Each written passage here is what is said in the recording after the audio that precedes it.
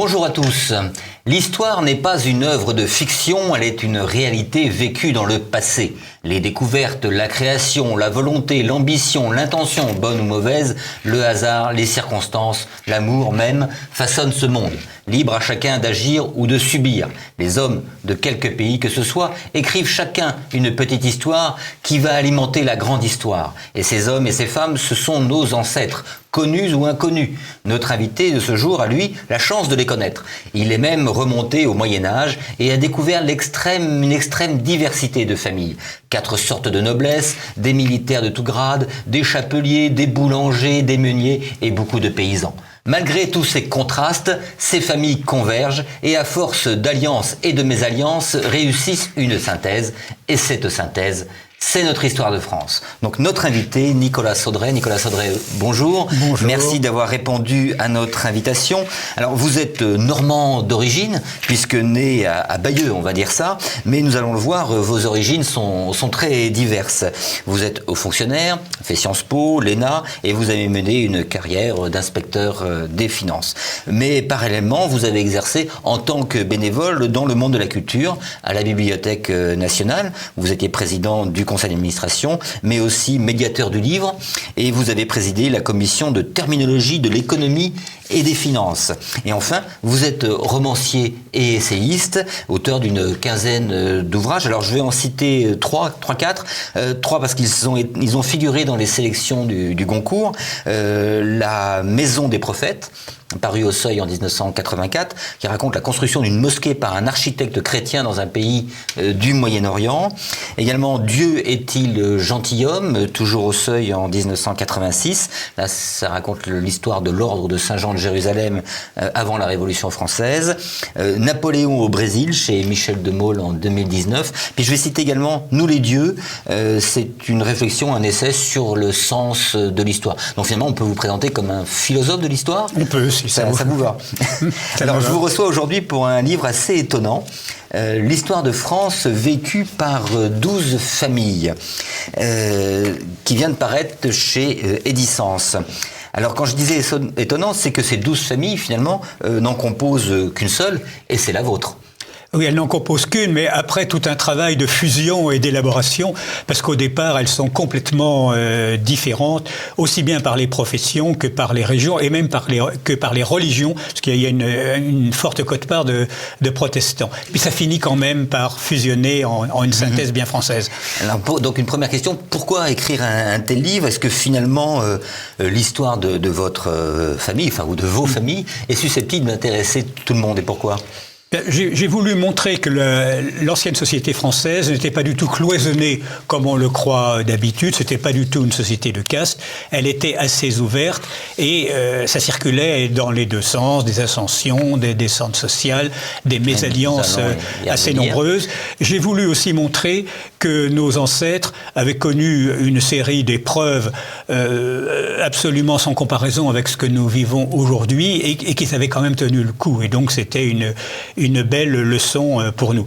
Puis il faut dire aussi que depuis que je suis enfant, je me suis toujours intéressé aux histoires de famille. J'avais une grand-mère un peu érudite qui aimait bien raconter des histoires. Et puis je peux peut-être vous livrer une anecdote. Le frère de cette grand-mère mon grand-oncle s'appelait Paul Saudray. C'était un garçon brillant qui était dans les affaires. Il aidait son père à gérer une entreprise d'exportation, ce qui était assez rare avant la guerre de 14. Il n'avait pas fait d'études supérieures parce qu'à l'époque, on entrait dans les affaires après le bac. On n'avait pas besoin d'études supérieures, mais il avait fait des stages à l'étranger et il parlait couramment anglais et allemand, ce qui était assez rare à l'époque. Puis vient la guerre de 14 et avant de partir, il fait une petite lettre qu'il confie à sa fiancée, il avait 30 ans, et qui dit à remettre à mes parents si je me fais tuer. Alors la lettre, je l'ai parce que ma grand-mère me l'a donnée. Il a été tué en 1915 près de Baccarat. Et la lettre, je la résume. Mes chers parents, je vous remercie du fond du cœur pour l'excellente éducation que vous m'avez donnée. Détruisez, s'il vous plaît, toutes mes correspondances privées qui sont dans ma chambre. Donnez ma bicyclette à un de mes amis. Je meurs en chrétien. Bon, alors ça c'était un choc pour moi. Je me suis dit, il faut absolument que je fasse revivre tout ça. Bien. Alors qu'à travers l'histoire de ces familles, finalement, c'est l'histoire de France que nous découvrons. Et vous employez un terme qui m'a beaucoup plu, mais que vous allez peut-être nous expliquer un peu mieux. Vous dites, c'est l'histoire de France vue d'en dessous. Je trouvais ça... oui, vu par des humbles qui chacun essaye de tracer leur route, et puis c'est l'agrégation de tout ça qui fait l'histoire de France. Alors il y a quelques personnalités un peu distinguées qui se détachent du lot. Oui, mais qui ne sont pas des célébrités. Qui ne sont pas à part Éric Satie, mais qui n'était pas, qui était un compositeur et non pas un homme politique. Donc c'est la masse des humbles ou des demi-aisés qui ont fait notre histoire. Donc c'est pour ça que finalement c'est une histoire qui peut nous parler à tous. Est-ce que vous pensez que tout à chacun dans ce livre, s'il en fait le travail, peut retrouver finalement, est-ce que c'est l'histoire d'une famille, de 12 familles communes? C'est ça. Donc chacun peut s'y retrouver. Alors il se trouve que par hasard ou par chance, il y a beaucoup d'éléments pittoresques chez moi qu'on ne retrouve pas forcément ailleurs. Mais l'idée générale est la même. Hein, la fusion, notamment grâce à Paris, des gens qui viennent de toutes les provinces, puis qui fusionnent. Alors cette petite histoire qui fait la grande, finalement va nous faire interroger sur le sens de l'histoire. Hein, je sais que vous avez écrit un livre, Nous les dieux, donc vous parlez du sens de l'histoire. Est-ce que donc il y a peut-être vraiment un sens de l'histoire, ou est-ce que ce sont tous ces hommes qui la font? Alors, y a-t-il vraiment un sens de l'histoire? Ce serait téméraire de dire que oui. On peut dire le sens de l'histoire, c'est la mondialisation. Ça, c'est un peu triste de dire ça. Moi, je crois que l'intérêt de notre genre humain, c'est qu'il a formé des sociétés différentes, dont chacune a son intérêt. Donc, l'idée d'un sens général de l'histoire, ça ne me séduit pas beaucoup.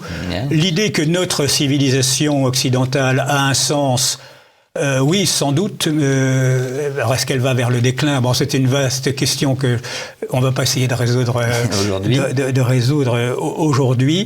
En tout cas, la période que je décris, les 5-6 siècles que je décris, c'est essentiellement une ascension. Une ascension. Nos problèmes actuels, bon, je ne les ai pas traités. Et donc, cette histoire, finalement, pour vous, elle est plutôt faite par les hommes? Ah, évidemment. Non pas, il n'y a pas de grand sens messianique?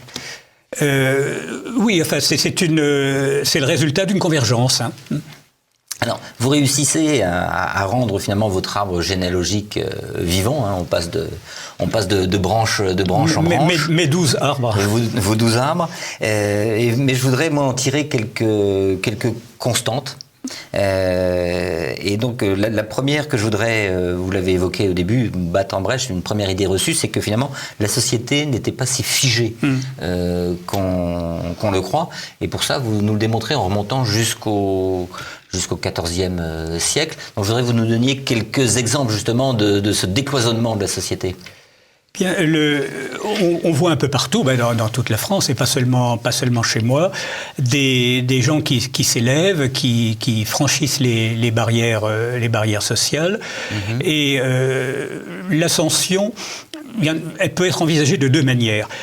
Habituellement, on dit, bon, il y avait des paysans, ils sont devenus commerçants, artisans, cadres. Bon, ça, c'est une forme d'ascension. Et puis, il y a une autre approche qui est celle des démographes, des statisticiens. Ils disent, il y a une échelle sociale, il y a 10% de gens en haut, il y a 10% un peu plus bas, il y a 10% tout en bas. Et à chaque époque, il y a des gens qui partent du 10% inférieur et qui montent. Voilà l'ascension sociale.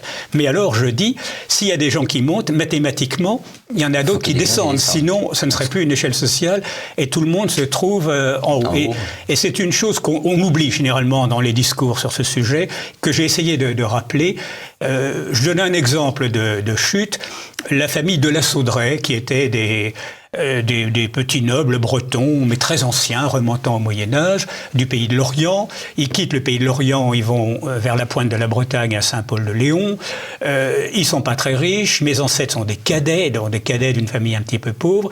Un beau jour, un jeune homme qui s'appelait de la Saudrais décide de quitter son domicile à Saint-Paul-de-Léon, un peu contre l'avis de son père. Son père était un ancien militaire. Il quitte le domicile, il va à Brest, il s'engage dans la marine royale qui était quelque chose de tout à fait brillant et célèbre et qui attirait les jeunes gens. Mais il n'a aucune formation, donc il est sous-off, quartier-maître. Ouais.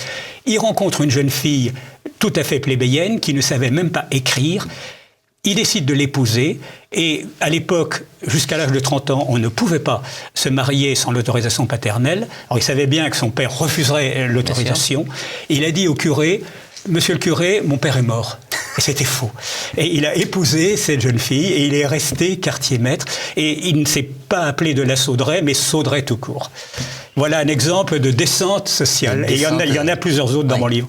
Et alors, vous venez de parler d'alliance et de mésalliance également. Alors en voilà une, ce cadet de noblesse qui épouse... D'autres exemples de mésalliance? Eh bien, un exemple qui a été une mésalliance heureuse. Mon arrière-grand-père, Henri Saudrais, revenu d'une famille qui avait... C'était les descendants de ce garçon dont je viens de vous parler, du quartier-maître de Brest. Les Saudrais étaient partis au Brésil parce qu'ils étaient pauvres, ils voulaient faire fortune, font fortune, reviennent ruinés, notamment à cause d'une épidémie de fièvre jaune qui avait tari leur clientèle, ils avaient un hôtel de grand luxe.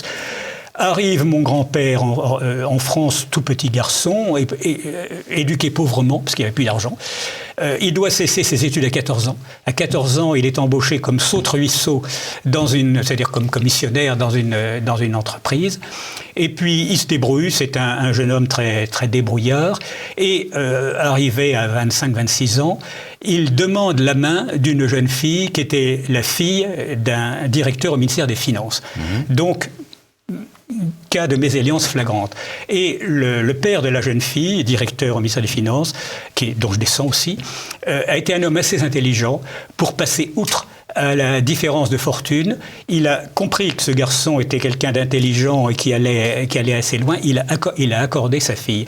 Et Henri Saudrais a donc fondé pratiquement la première maison d'exportation en France. Et c'était lui le père de ce Paul Saudrais qui a été tué en 1915. Parlé tout à l'heure, oui. Alors justement, on va maintenant parler un peu, décrire ces familles. Donc il y en a 12. Oui, il y en a 12 plus des collatéraux. D'ailleurs, si on les compte bien, on arrive à plus. Est-ce que vous pouvez nous aller rapidement, une par une, nous donner les grandes lignes? Alors, je commence par les plus anciennes.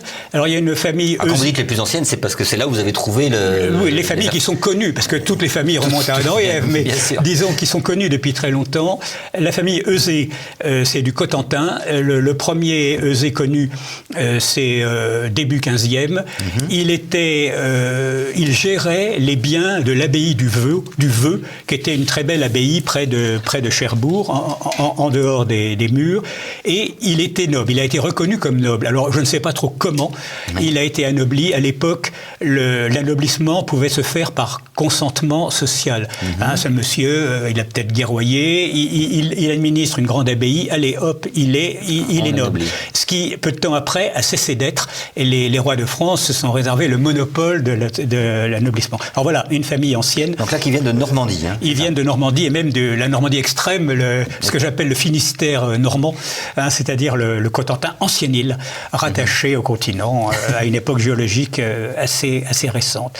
Alors, autre exemple, Jean d'Anneau, c'est la même époque, début du XIVe.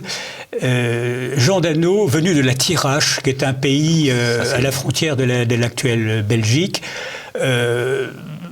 s'engage comme simple soldat dans l'armée française, c'est au temps de Jeanne d'Arc, combat à Patay sous les ordres de Jeanne d'Arc et a l'extrême chance de capturer le grand chef des Anglais qui s'appelait Talbot. Alors à la suite de ça, Jean d'Anneau a été anobli. Mais le degré le plus bas de la noblesse, il était écuyer et sa famille n'a pas pu s'élever au-delà de cette promotion sociale. Troisième exemple de famille ancienne, mais très différente, famille de Haussy, H-A-U-2-S-Y, venue du nord de la France, installée à Péronne en Picardie, qui est une ville qui autrefois avait nettement plus d'importance qu'aujourd'hui parce qu'elle gardait l'un des rares passages sur la rivière Somme. Les Haussy s'installent là et pendant 5 siècles, ils participent à un bon niveau à la vie de la ville de Péronne. Ils sont magistrats de père en fils et 5 au moins d'entre eux ont été maires de Péronne. Mais ils n'ont pas cherché à quitter ce petit paradis qui était Péronne, ça leur suffisait. Donc l'ascension sociale a été freinée et même arrêtée pendant 5 siècles à Péronne. Voilà des exemples de familles anciennement connues. Alors des familles récemment connues, bon, je vais en prendre une qui, cette fois, elle vient de Suisse, c'est des Grisons, ce qu'il y a peut-être de plus montagneux et de plus typique en Suisse. Famille Hermann, un jeune homme, tout de suite après la chute de Napoléon, quitte les Grisons, qui était un pays pauvre, la Suisse était encore un pays pauvre, à part Genève, pour aller faire fortune en France, et faire fortune comment? Par la boulangerie. Parce qu'il avait appris la boulangerie, donc il vient en France, il vient en Normandie. La Normandie était riche, les Grisons étaient pauvres. Il s'installe, il vient dans une petite ville charmante appelée Bernay, dans l'Eure. Il s'installe comme boulanger, il réussit bien. Son fils, également appelé Hermann, cesse d'être boulanger pour devenir pâtissier parce que c'était plus chic d'être pâtissier. Ce deuxième Hermann a une fille unique appelée Anna, et Anna, son père étant veuf, aidait son père à tenir la boulangerie à Bernay. Et elle était surnommée la belle pâtissière. C'était mon arrière-grand-mère. Je suis l'arrière-petit-fils de la belle pâtissière. De Bernay. Arrive un jeune officier sans le sou breton. Il épouse Anna. Ce sont les arrière-grands-parents. Voilà un exemple de famille récemment sortie de... Alors justement, je voulais en venir, je vous ai fait parler un peu de ces 12 familles. En venir là, qui est la mobilité. La mobilité géographique de tous ces gens. Il y en a qui viennent de Normandie, de Picardie, de Suisse. Vous en avez qui venaient d'en dessous de la Loire quand même? Alors oui, j'ai un ancêtre qui s'appelait Jean de Nérouze, qui était à Nîmes, qui était né et élevé à Nîmes, et qui était le fils d'un ouvrier en chambre. Donc parti vraiment d'un niveau extrêmement modeste. Peut-être protestant, mais je n'en ai pas eu absolument la preuve. Ce Jean de Nérouze, homme très actif, quitte Nîmes pour les environs de Paris et fonde une manufacture de cachemire. Le cachemire était une époque très, très en vogue et il réussit très bien. Enfin, c'était pas une très grosse entreprise, elle avait en gros 230 personnes, mais enfin... Partant d'où il partait, c'était très remarquable. Et il a gagné plusieurs médailles d'or dans les expositions internationales. Alors c'est un cas de promotion et d'ascension sociale en une seule génération. Mais c'est rare. D'habitude, en général en France et dans mon livre aussi, ça demandait au moins 2 générations, l'ascension sociale. Et donc cette mobilité géographique, elle est provoquée par quoi? Elle est provoquée, il faut bien dire, par l'attrait de Paris, qui est un peu à côté miroir aux alouettes aussi. Paris attire les jeunes ambitieux. Et ça, vous l'avez constaté à partir de quelle époque? Bien, depuis très longtemps, je vois, depuis le milieu du XVIIe, j'ai un ancêtre qui s'appelait Pharoux, un P-H-A-R-O-U-X, qui venait probablement de Vendée, qui s'est installé à Chaillot, qui à l'époque était une paroisse distincte de Paris, qui a fondé une boulangerie. Elle a réussi, il a été... Encore un boulanger. Les boulangers et les militaires sont les plus répandus dans mon livre. Il a fondé une boulangerie, ça a réussi. Il a été élu marguillier de sa paroisse, donc ça prouve qu'il était devenu un petit notable local. Ceci au milieu du XVIIe. Donc l'exode rural, c'est pas seulement le XIXe comme on croit. Ça a commencé beaucoup plus tôt. Donc ça, vous le constatez vraiment dans toutes les familles, ça a bougé. Il y a une prépondérance XIXe, mais il y a bien d'autres cas. Et alors ces 12 familles, elles commencent à se réunir à partir de quelle époque? Bien, la fusion se fait de manière progressive à mesure que les gens arrivent à Paris et ils se marient avec D'accord, donc Paris est principalement le point... Paris est le point de convergence, c'est bien connu dans l'histoire française, et c'est Paris qui provoque la fusion des différentes familles. Il n'y a pas jamais de déplacement dû, je sais pas, la pauvreté par exemple, rechercher... Je viens d'en citer un quand même, qui n'était pas directement Paris, ce Hermann des Grisons. Oui, là, c'est la pauvreté, il n'est pas allé à Paris, il est allé à Bernay. Très sympathique petite ville, mais ça n'est pas Paris. Et c'est seulement ses descendants, plusieurs générations après, qui sont allés à Paris. Donc le phénomène est complexe. Ouais. Alors vous parliez également vous venez de parler des boulangers, donc finalement il y a aussi une stabilité, c'est une vraie dynastie de boulangers plutôt peut-on dire, qui dure combien de temps? Tout à fait. Si je pars du milieu du XVIIe siècle, j'arrive au début du XIXe, donc ça fait 170 ans à peu près. De boulangers, tous dans l'Ouest parisien ou à Paris même. Alors avec de très grandes inégalités, il y avait des boulangers riches, il y avait des boulangers pauvres, mais qui n'ont pas cherché à sortir de leur boulangerie. Donc l'ascension sociale a été bloquée pendant... Est-ce que ça veut dire, je vais reprendre un dicton, il faut se marier dans sa rue, est-ce que ça veut dire que par exemple ces boulangers épousaient des filles ou des fils de boulangers?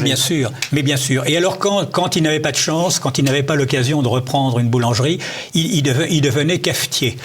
Mais ça n'allait pas au-delà. Alors je vais vous citer un exemple. Un de mes ancêtres, qui s'appelait donc Farou, s'installe à Auteuil, au Point du Jour, les auditeurs connaissent peut-être, et fonde une boulangerie assez modeste. Il engendre 3 enfants, il meurt peu de temps après. Sa femme, qui est une personne extrêmement courageuse et résiliente, épouse l'ouvrier boulanger. Il y avait un ouvrier boulanger, continue la boulangerie, 4 autres enfants. Donc 7 enfants. Le deuxième mari meurt. Elle se retrouve veuve avec 7 enfants. Elle, ni une ni deux, elle crée une auberge au Point du Jour. Et d'après des témoignages de voyageurs que j'ai retrouvés, c'était pas si mal que ça. C'était pas une gargote. Et jusqu'à l'âge de près de 80 ans, elle gère sa gargote et elle arrive à élever ses 7 enfants. Donc finalement, elle a refait 2 mariages après. 2 mariages. Elle a épousé 2 boulangers successifs. Finalement, gardé son affaire. 2 boulangers successifs. Puis ensuite, elle a pas pu continuer la boulangerie. Elle s'est mise aubergiste. Donc il y a eu un virage. Mais donc elle se marie finalement pour garder ses affaires. Mais absolument. Oui. Et c'était la règle à l'époque. Les mariages. Je parlais dans mon introduction d'amour. Oui. Est-ce que vous avez des traces de vrais mariages d'amour? Alors, je vais vous en donner une, mais il faut dire que dans l'ensemble de la France, c'est confirmé par mon livre, les mariages étaient avant tout gouvernés par des considérations d'ordre matériel. C'était pas un jeune homme qui épouse une jeune fille, c'était une famille qui épouse une autre famille. Et alors j'ai un exemple, mais tout à fait à la fin de cette période, dans les années 1900, où l'amour a triomphé. Le chapitre s'appelle « Le triomphe de l'amour », c'est un titre que j'ai emprunté à Marivaux, mais le sujet est assez différent. Alors de quoi s'agit-il? Il y avait un assez riche propriétaire foncier en Normandie qui avait 2 filles. Arrive un jeune officier sans le sou qui demande la main d'une des filles. Et le propriétaire foncier lui dit: non, cher ami, vous êtes quelqu'un de très bien, vous êtes le fils de la belle pâtissière, et c'est quand même assez différent de ma famille à moi, donc désolé, mais je ne peux pas. Et j'ai trouvé à ma fille un autre mari. Donc il impose à sa fille un autre mari qui était pas si mal, mais enfin c'était pas lui qu'il aimait. Et puis par accident, ce mari avait une santé extrêmement délabrée, ce qui avait été caché à sa jeune épouse. Il meurt en laissant sa jeune épouse avec 2 enfants à peine nés. Le militaire revient d'Indochine où il était allé, demande une 2e fois la main de la belle, et là le propriétaire foncier s'est dit: elle a 2 enfants, c'est une chance qu'il y ait encore ce jeune homme, je suis obligé d'accepter. Donc il a accepté cette mésalliance parce qu'il y avait une très grande différence de fortune, et c'est l'amour qui a triomphé pour une fois. Et d'ailleurs ils n'ont pas eu à le regretter, parce que le jeune officier sans le sou est devenu général de brigade. On constate d'ailleurs également les âges, les différences d'âge. C'est vrai que les garçons se marient beaucoup plus tard que les filles. Il y avait couramment dans l'ancienne France un décalage de 5, 6, 7 ans entre les deux. Il fallait que les hommes aient eu une situation déjà pour pouvoir prétendre. Et les hommes se mariaient couramment à 30 ans. Alors, est-ce que vous avez également observé des périodes clés, des périodes de changement, de bouleversement qui pourraient s'appliquer à l'ensemble de la population? Il y a une période clé qui est dans l'ensemble de la France, et pas seulement dans mon livre, qui est la Révolution Napoléon.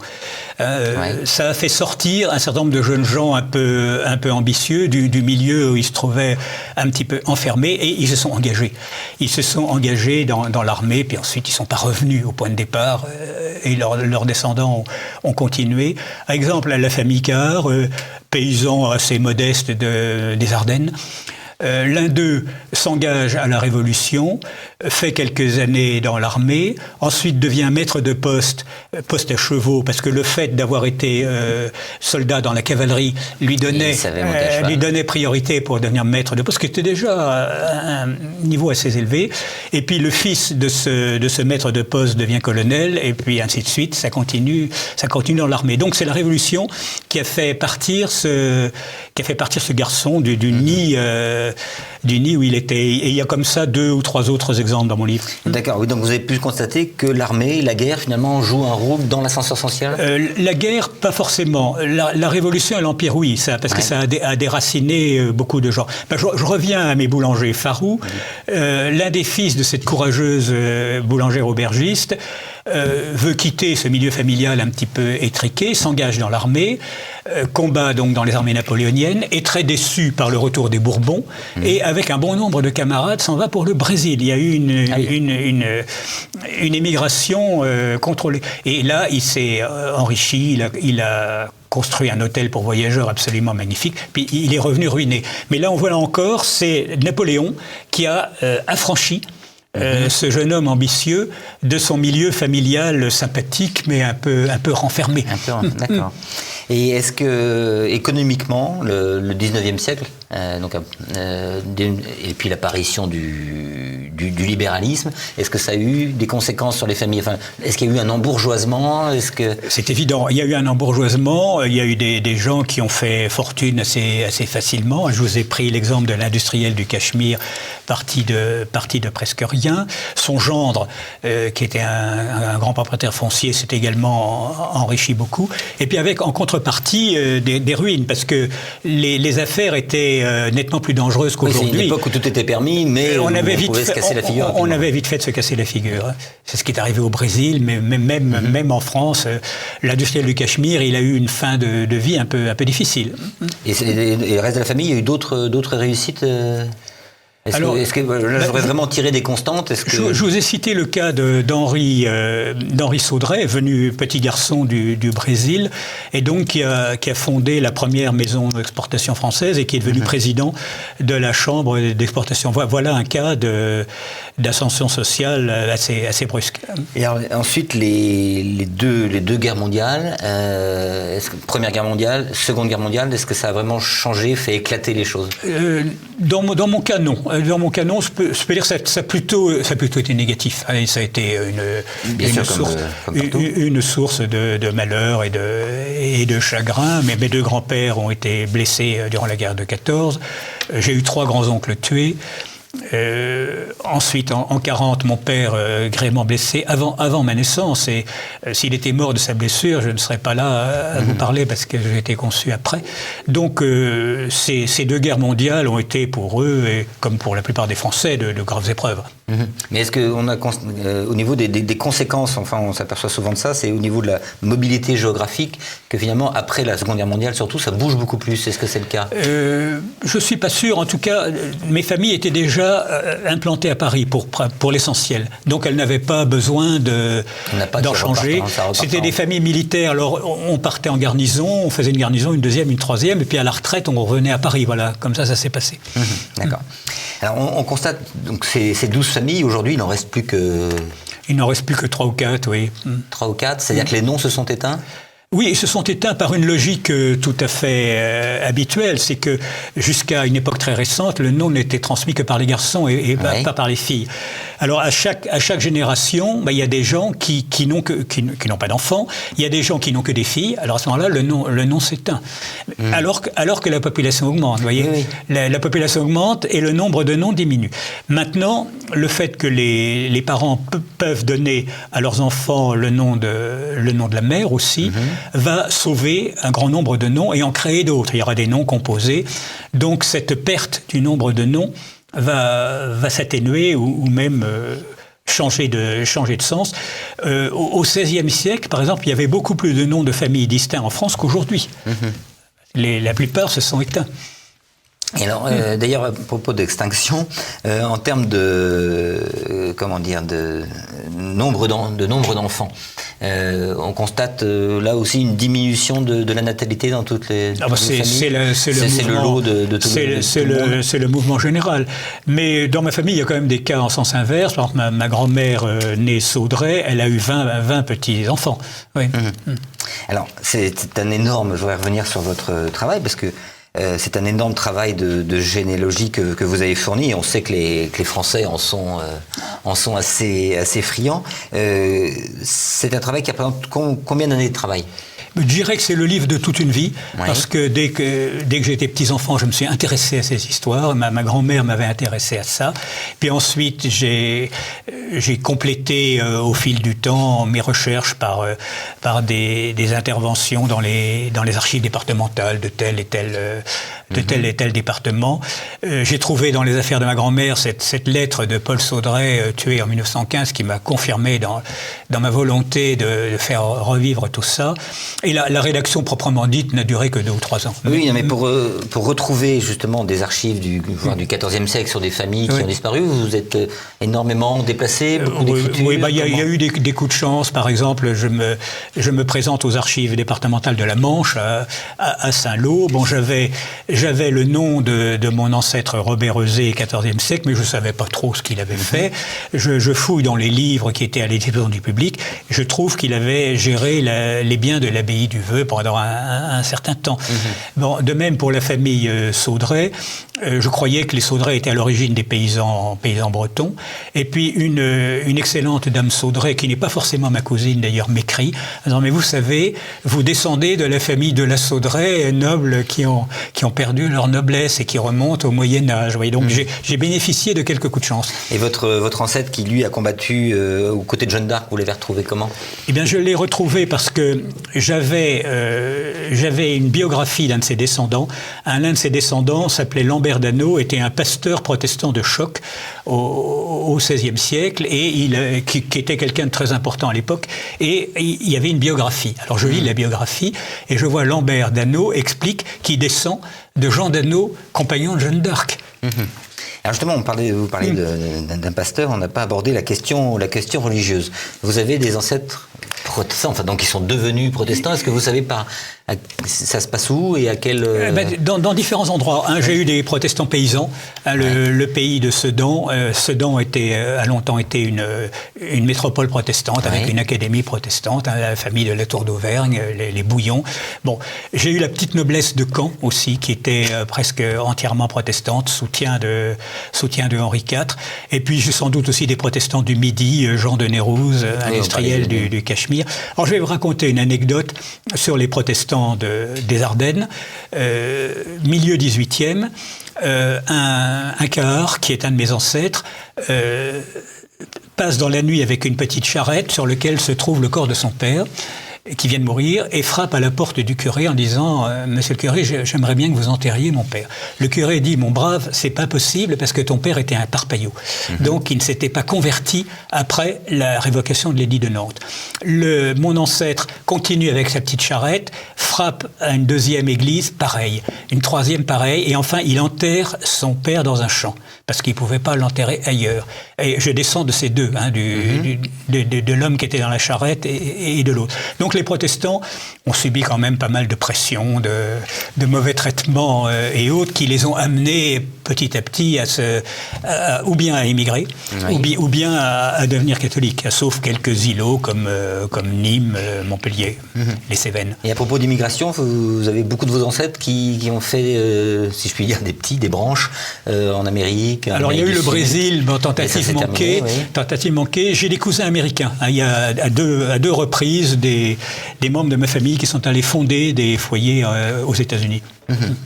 Alors, vous posez la question, comment nos ancêtres ont-ils pu résister à la série de calamités qui s'est abattue sur eux? Cette série de calamités, vous la faites remonter la guerre de Cent Ans, qui était horrible. Et puis ensuite les guerres de religion, les guerres mondiales. La guerre de 70 a été assez méchante pour la plupart de nos compatriotes. Bon, il faut dire qu'il y a eu des morts, des blessés, et puis la plupart des familles s'en sont quand même tirées. Alors, je pense que c'est dû et on ne compte pas les maladies, enfin, les pestes. Les maladies qui ont souvent fait plus de morts que la guerre, notamment en 70. Les gens sont morts du typhus ou de la variole beaucoup plus que des balles tirées par les Prussiens. Alors, j'attribue cette résilience à la vieille éducation française. Expliquez-nous ça. On apprenait aux jeunes garçons et jeunes filles à se contenter de peu, à travailler, à obéir quand il le fallait, à ne pas se plaindre tout le temps. Donc c'est ça qui leur a permis de traverser les épreuves. Et je me demande s'il nous arrivait le même genre de choses à nous serions capables de la même résilience. Enfin, à chacun de répondre. Mais écoutez, nos téléspectateurs y répondront peut-être. Nicolas Saudray, merci infiniment. Donc, votre livre paru chez Edicence, Histoire de France vécue par 12 familles. Et je vous le dis, c'est vraiment une histoire qui nous parle à tous. Et je pense que ça peut encourager des gens un peu il faut avoir du temps quand même, bien évidemment. Mais aujourd'hui, avec Internet, c'est de plus en plus facile, surtout qu'on trouve des sites Internet collaboratifs. C'est-à-dire que plusieurs membres de la même famille peuvent s'y mettre et alimenter avec leurs histoires, histoire de remonter le plus loin possible, et puis voir que 12 familles pour n'en faire qu'une. Merci. Merci à vous. Avant de nous quitter, je vous propose une bande dessinée à découvrir. Elle raconte l'histoire du conquistador Hernán Cortés, plein de fougue et d'ambition, qui prend pied sur le territoire qui deviendra plus tard le Mexique. Moctezuma II, l'empereur des Aztèques, se demande s'il s'agit enfin du retour du dieu Quetzalcoatl, le serpent à plumes. Mais il ne se doute pas qu'en quelques années, c'est toute la civilisation aztèque qui va disparaître. Le scénariste Christian Chavassieux, en alternant les points de vue de Cortés et de Moctezuma II, expose parfaitement le contexte. On découvre que c'est en utilisant les conflits entre les différents peuples autochtones que la petite armée espagnole va faire tomber un immense empire. Notons le beau dessin de Cédric Fernandez qui, par un trait réaliste et précis, reconstitue à merveille Tenochtitlan, la capitale aztèque. C'était Passé Présent, l'émission historique de TVL, réalisée en partenariat avec la revue d'histoire européenne. Nous allons maintenant retrouver Christopher Lannes et la petite histoire. Mais avant, surtout n'oubliez pas de cliquer sur le pouce levé sous la vidéo et de vous abonner à notre chaîne YouTube. Merci et à bientôt.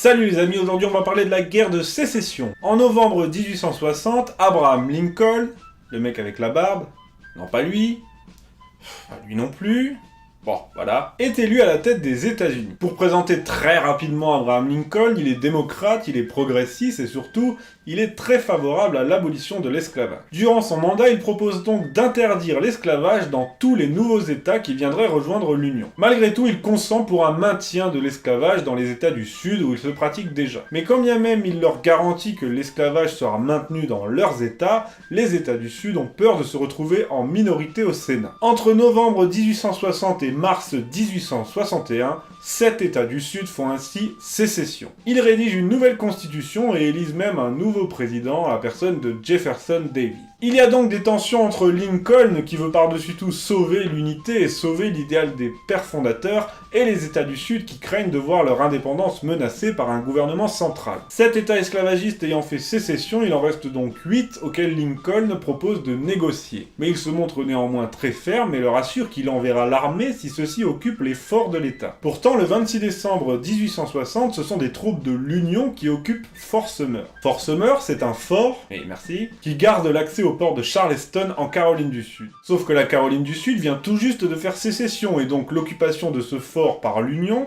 est là pour faire pression sur les sudistes. Le 11 avril 1861, le fort est sommé de se rendre, ce qu'il refuse. Le 12 avril, donc le lendemain, Jefferson Davis ordonne d'ouvrir le feu sur le fort et c'est la guerre qui commence.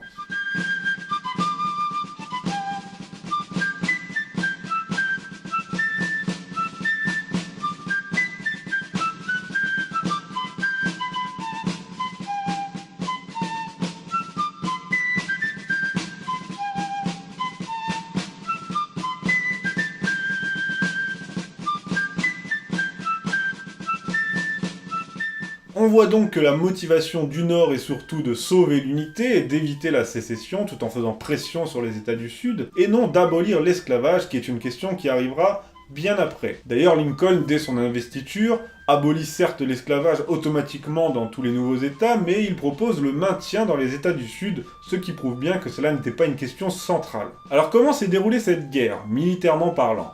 Au début, personne n'est prêt. Il faut dire qu'aux États-Unis, l'armée ne compte que 16 000 hommes. 16 000 soldats professionnels seulement en 1861, mais des deux côtés, il y a un engouement très fort et très vite les volontaires se présentent.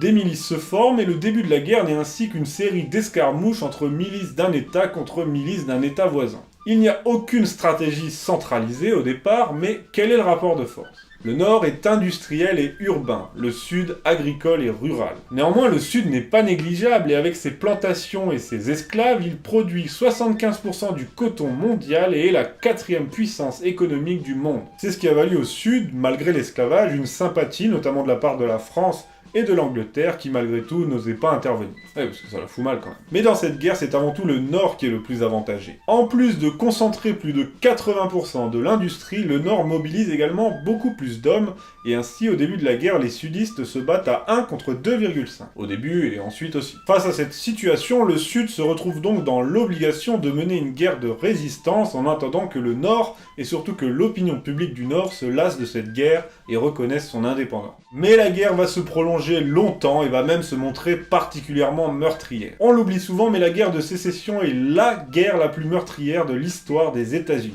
La guerre de Corée, c'est 37 000 morts côté américain. La guerre du Vietnam, 58 000. La Première Guerre mondiale, 120 000, et la Deuxième Guerre mondiale, environ 400 000. La guerre de sécession, elle, qui est une guerre civile américaine, a fait entre 620 et 850 000 morts. Comment expliquer cette boucherie? Eh bien tout d'abord l'absence de tactique et de stratégie centralisée, mais aussi l'amateurisme des participants. Ils n'étaient pas très bien formés et utilisaient des manuels de guerre du siècle précédent. On a donc assisté à une guerre napoléonienne menée par des amateurs, par des bras cassés, enfin par des Américains quoi. Au nord, on a certes l'industrie et donc l'armement avec soi, mais on a de piètres généraux à l'image de Grant, surnommé Jojo l'Alcoolo, Descente du coude ou encore la Pinte céleste. Si, c'est vrai. En face, côté sud, on a moins d'hommes, moins de moyens, mais on a de meilleurs généraux, à l'image du général Lee, brillant tacticien qui brisera de nombreuses tentatives d'invasion. Grant, en revanche, est un général moyen sur le terrain, mais il a une vision stratégique globale, incluant des données telles que la démographie et l'économie. En 1864, faute de parvenir à déborder le général Lee, Grant lance ainsi une guerre d'usure. Les pertes vont monter en flèche, il va se créer une réputation de boucher, mais sa stratégie va payer. La même année, le blocus du Sud, appelé aussi plan Anaconda, va commencer à porter ses fruits. À l'est, la côte atlantique est totalement bloquée par la marine du Nord, nettement supérieure à celle du Sud malgré ses barques cuirassées redoutables. Là on voit ici un des tout premiers sous-marins qui était employé au Nord. Et ça, c'est une barque cuirassier du Sud qui augure déjà les bateaux cuirassiers qu'on verra notamment pendant la Première Guerre mondiale. À l'ouest, le Nord prend le contrôle des rivières à l'aide de ses flottilles fluviales. L'étau se resserre et le Sud est victime de malnutrition, il voit éclater des émeutes de la faim, il ne peut pas importer d'armement étranger et son inflation grimpe à 9000%. Ainsi, malgré la vaillante résistance des troupes du général Lee, c'était perdu d'avance. En juillet 1864, après la prise de Vicksburg et de Port Hudson, la Confédération est littéralement coupée en deux. Lee ne parvient pas à se défaire de cette situation et à battre en retraite convenablement. Il capitule le 9 avril à Appomattox.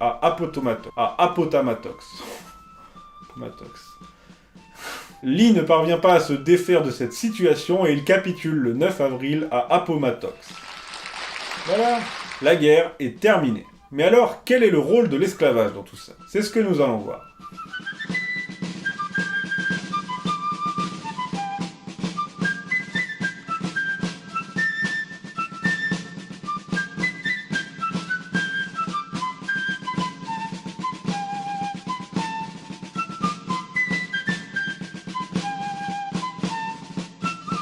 La guerre de sécession est-elle une guerre pour l'émancipation des Noirs? Mais non, mais pas du tout. Ce qu'il faut bien comprendre, c'est que l'esclavage est un objectif stratégique avant d'être un but de guerre. Aussi, comme on l'a vu, il ne déclenche pas directement la guerre, c'est la sécession et la volonté de Lincoln de préserver l'Union qui déclenchent la guerre. La question de l'esclavage aura mis le feu aux poudres et alimenté toutes les passions. Après l'indépendance des États-Unis, il y a déjà une fracture nord-sud et de nombreuses tensions sur la question des Noirs. Entre 1780 et 1801, les États du Nord abolissent l'esclavage. En revanche, au Sud, l'esclavage est toujours pratiqué, alors on peut en penser ce qu'on veut moralement, mais à l'époque, c'était un outil de production qui garantissait la stabilité totale de l'économie. Au Nord, la question était déjà tranchée sous la pression de groupes religieux chrétiens qui appelaient au principe d'égalité entre tout homme. Mais au Sud, c'est différent. Et à travers cette question épineuse et condamnable moralement, le Nord va sans arrêt faire pression sur le Sud, et notamment comme on l'a vu avec cette loi qui oblige tous les nouveaux États qui entrent dans l'Union à abolir automatiquement l'esclavage. En 1820, le Congrès vote ce qu'on appelle le compromis du Missouri. Il stipule que l'esclavage sera désormais interdit dans tous les États situés au nord du parallèle 36-30